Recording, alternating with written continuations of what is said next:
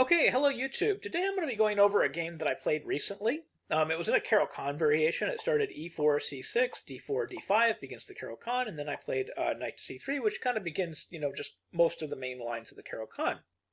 Now, to give you a little bit of background, the reason that I'm going over this game is I kind of want to talk about how to come back from just like playing atrociously for many, many games in a row. And, for me, it always helps if I can play one really good game. So like going into this game, my blitz rating going into this game was 2420. Now, my blitz rating had dropped from like over 2500 down to 2420. So I'm feeling pretty bad about my blitz rating, and I'm feeling pretty bad about my chess in general going into this game. And I'm just looking to play that one really good game to kind of bring my confidence back.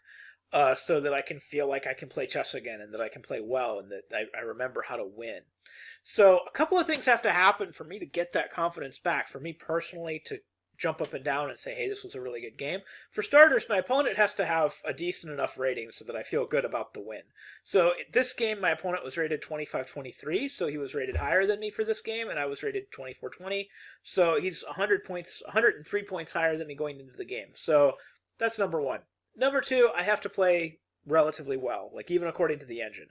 So if I get like a 95% accuracy, that feels really good. Like if I only have one or two inaccuracies. And number three, if I can make some really cool sacrifice in the game that wins the game, even better.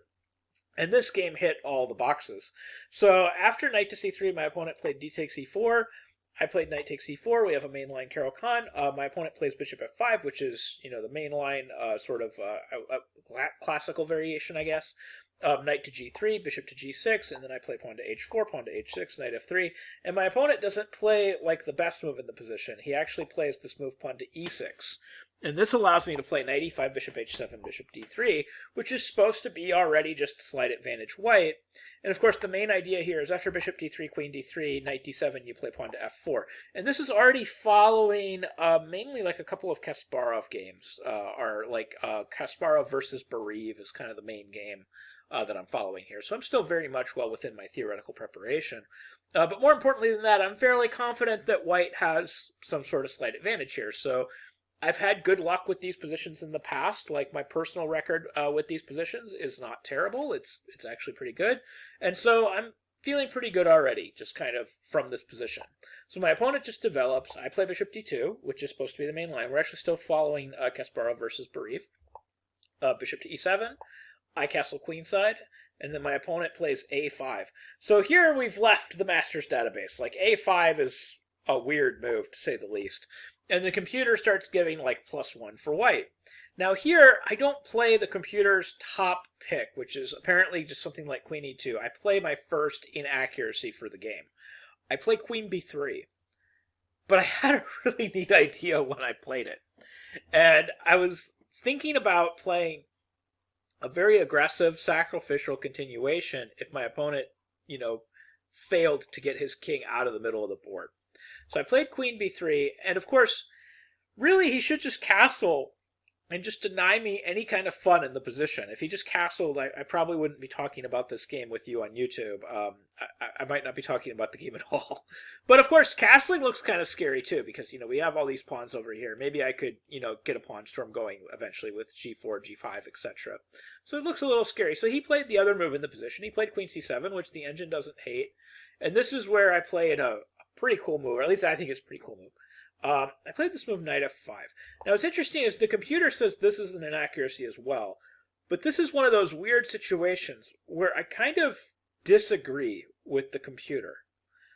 Just in the sense that, like, if you start looking at its analysis, like, it's not clear that any of the other moves are any better than knight to f5. And actually, if you start going deeper, like knight f5, like, if black takes it, so I'm offering up this sacrifice in exchange for this pawn, keeping the black king in the middle of the board. If we just develop into the middle, and then we keep playing best moves according to the engine for black, like takes, we take on g7, the computer just wants to play queen c8. Now let's just do something like, I don't know, go after this pawn. We could play something simple like queen g6, with the idea of queen f5. The computer's even suggesting possibly g4 isn't a terrible idea. Like, we could play g4, fg4, and then either f5 or queen h6, and already it's starting to think that white is equal. And this position is starting to look a lot more like unclear. as opposed to advantage black. But even just going after this pawn, like we could play queen g6. And then after, say, king c7, we could just take this pawn. And now the threat is just g4, g5 at some point. This is also very unclear. So actually the engine kind of has a hard time with this, and the eval bar has a hard time with this. So it's not clear that white's doing any worse. And just optically looking at it, we've got 3 pawns for the piece. And of course, black's king is very, very loose and out in the open. We should have compensation for the material here, no matter what the engine says. Just forget about what the engine says. We should have some sort of compensation for the material because we've got the 3 pawns for the piece and we've got the safer king. So going back, it's not clear that e takes f5 is all that great. The computer gives nearly a half a pawn for black, but when you analyze it deeper and you follow the computer's top picks, it's only giving like equality, and those positions are unclear.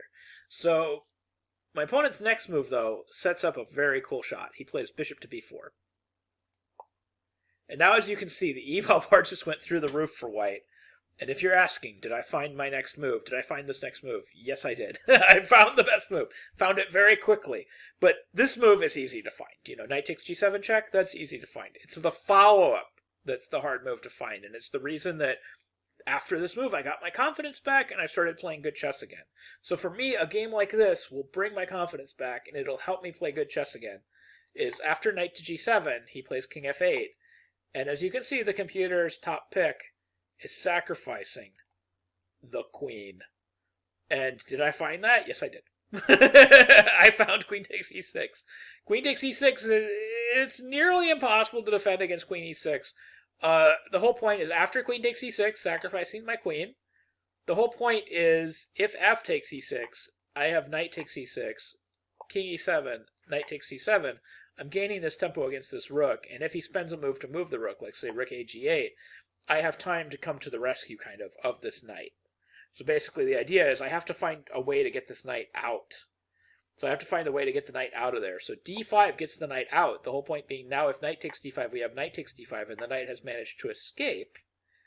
And if, say, c takes d5, we would have bishop b4, a takes b4, and again, knight takes d5 would be the simplest.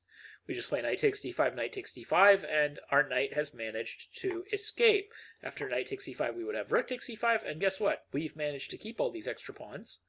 And we just have a huge advantage. The computer's giving +6. So that's kind of the main thing is, can they take the queen? That's the first question. The next question is, can they counter-sacrifice? Can they play queen takes e5? Because, of course, my queen is hanging while his queen is hanging. So, can they counter-sacrifice? Queen takes e5 would have been interesting. Queen takes e5, d takes e5. But then the point is we're threatening here. So even if they just take, we're actually... Oh, they can't take on g7 because, of course, we retreat the queen. So they have to take the queen back. So after we take, they have to take our queen back. And then we can just take, just e takes f6, just the completely uncreative move. Just e takes f6, the point being that we're temporarily holding our knight. And then after knight takes f6, we just take a pawn while evacuating with our knight on g7. We just take, king moves, and then the engine just wants to hold it. We can also just move it. We could even just play, knight d4 should be good enough, even though it's not. Really, it's actually really bad technique. But yeah, just f5 is solid. And then bishop d2, and then rook d2, and again, major advantage white. Now, none of that is what my opponent played. He probably calculated all that. That's one of the fun things about playing higher rated players sometimes, is you play the cool sacrifice, and they calculate all the obvious stuff. They calculate all the non-obvious stuff. They calculate, pawn takes queen, they calculate queen e5, and they start realizing, oh my god, I'm worse in all these positions. So then they just play an alternative, because they know that the other two moves are bad, so they just say, okay, the other two moves are bad, I'll just play the third one. And of course the third one was the funnest one of all. He played king takes g7, and pause the video and see if you can find my next move. If you found it, you are correct. I played queen to f7 mate, and that was my kind of perfect game to get back into the spirit of winning at chess. I managed to sacrifice my queen. My opponent declined and got mated on the very next move, and that made me feel good again. And my ratings, back up to something a little bit more reasonable than 2420. It's got it back up over 2450. So kind of playing semi well again. It's amazing what a queen sack will do for your confidence. But that's kind of my motivation to play chess a lot of times is to look for games like this, to look for ideas like this, setting up these shots, Queen E6 and stuff like that. That's for me. That's some of the big joy of playing chess. And I think we all need to have kind of our own definition of what our perfect game is. My definition of a perfect game is 95% accuracy with a queen sack against a higher rated player. That's my definition of a perfect game. And if I can do that, I'm going to feel like $1 million. So anyways, I hope you found this video helpful. I hope you found it useful. I hope you learned something new about chess, and I hope you can use some of these ideas in your own games. If you like content like this, please hit that subscribe button, click on your notification icon. Thank you very much for watching.